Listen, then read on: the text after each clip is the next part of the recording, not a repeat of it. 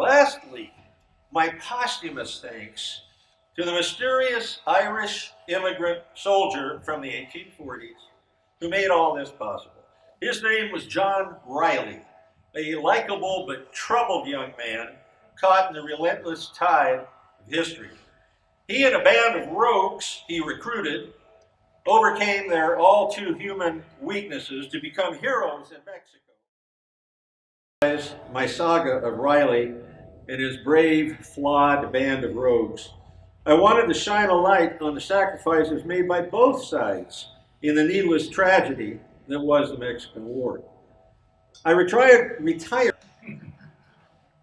Lastly, my posthumous thanks to the mysterious Irish immigrant soldier from the 1840s who made all this possible.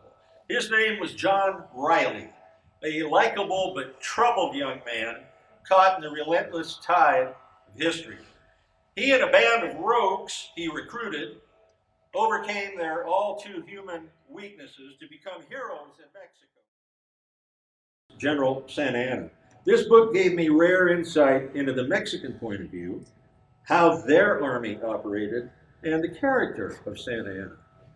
It was in this book I finally found some praise for the Battalion of St. Patrick, whom Mexicans call the San Patricios, and the identity of its creator and co-commander with the rank of Major, the elusive John Riley. I also learned that during the unit's first battle at Monterrey, an unnamed heroine emerged known only as the Angel of Monterrey. Under constant fire, this young woman had brought water, food, and medical care to the besieged and wounded Mexican troops. She was one of many so-called soldaderas, soldier women, who provided support services for the Mexican army, let's say in a variety of ways. I decided to give her a name, Lucero, which means the early light of dawn, and through her and her bawdy friends, provide romance for the lonely San Patricios. So now, I knew that the leader of the San Patricios was my John Riley, but much of his character remained lost to me in the mists of time.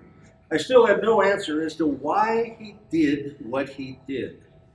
Then, through the National Archives, I found a 6-page letter he wrote in defense of his actions, and several letters to his Irish friend, a man named Judge O'Malley of Mackinac, Michigan, where Riley first began what he called his adventures.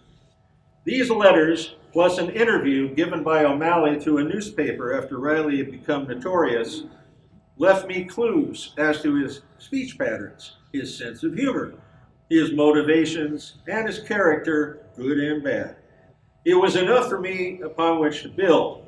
I could tell the story of the Mexican War now from both sides, as seen through his cynical and bitterly amused eyes. It also helped when writing his dialogue that I spent my formative years with my Irish grandmother. Her healthy brogue and sense of humor somehow surfaced in all my Irish characters. I determined to be as honest with the truth as research and my storyline would allow. I always kept in mind that I'm telling a fictionalized account, a hopefully entertaining yarn, not a dry history book. I would use the known skimpy historical facts about these misfits to place them in the context of their times as to racial, ethnic, and cultural biases. Then I would fill in the sometimes large gaps with my overactive imagination. The final piece of this historical jigsaw puzzle fell into place when I learned that there still stands a large monument with a marble shaft on what was once the outskirts of Mexico City in 1848. It is dedicated to the memory of the Battalion of St. Patrick, the San Patricios. It lists more than 50 of its members, though several hundred had served. I researched their names and found out the U.S. units from which they had come. This shed historical light on their possible backgrounds and motivations. I found not only Riley's name, but that of the unit's overall Mexican commander, the bilingual Colonel Francisco Moreno.